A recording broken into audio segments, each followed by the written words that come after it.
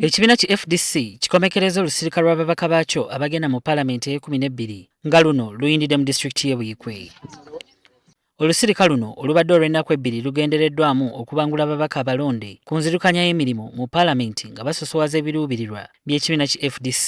Agaana mutweko baani bwe twagaana na managana okusooka ekyokubiri nga tuli kwetaaga okubona bwe tunaagemaganira awalala okola omulimu guno ogw'abamemba ba Paalamenti.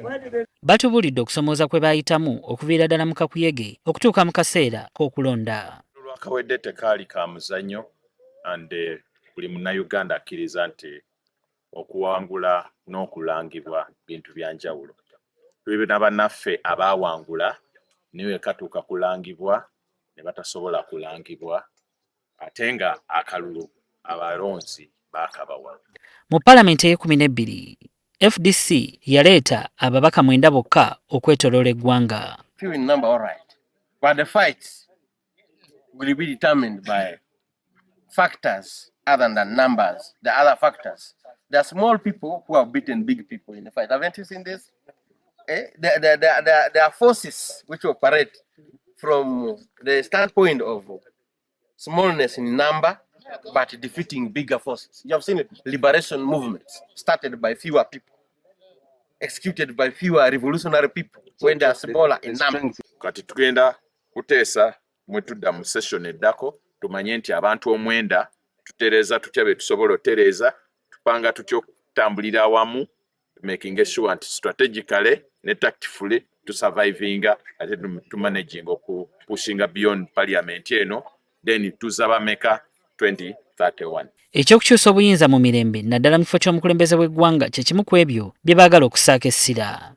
That political question is the biggest that is lingering on every Ugandan's head.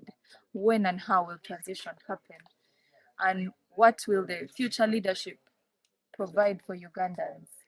What sort of leadership shall we walk into moving from 40 years or rather 45 years of NRM? Ababaka abalonde baakulaba nga bateekawo enkolagana wakati w'ababaka abali ku ludda oluvuganya mu Paalamenti okusobola okutuukiriza ebiruubirirwa byabwe. Prepared to go and work with all those stakeholders, our colleagues from the side of the opposition and like-minded members of Parliament who may not necessarily be on the side of the opposition. When it comes to providing checks and balances, we need to work as a team.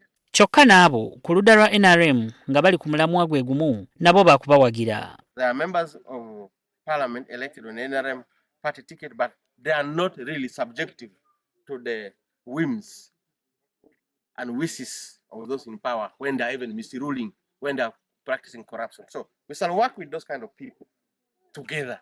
So we are ready, we are coming, we shall be together. President wa FDC Patrick Oboya Muriat ategeezezza nga bwe batagenda kukolagana na kibiina ki NRM nga bwe bibungeesebwa. We are not going to be part of the group that will add credence to the next 5 years of Museveni rule. Instead, we shall continue resisting. The invitation of the FDC and other political parties in the opposition is merely window dressing. We are not going to be part of that window dressing. Kyokka Muriat ategeezezza nga bwe bakkaanyizza okwogerezaganya kossa okutabagana n'ekibiina ki NRM kasita kuba nga kwa mazima n'obwesimbu. But the kind of dialogue that we want is honest dialogue. One where there is seriousness, where we go as equal partners, not as subordinate partners in that kind of dialogue.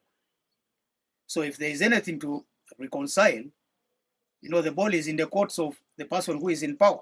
Ababaka ba Paalamenti abalonde baakutandika ku Lwokusatu lwa Ssabbiiti ejja.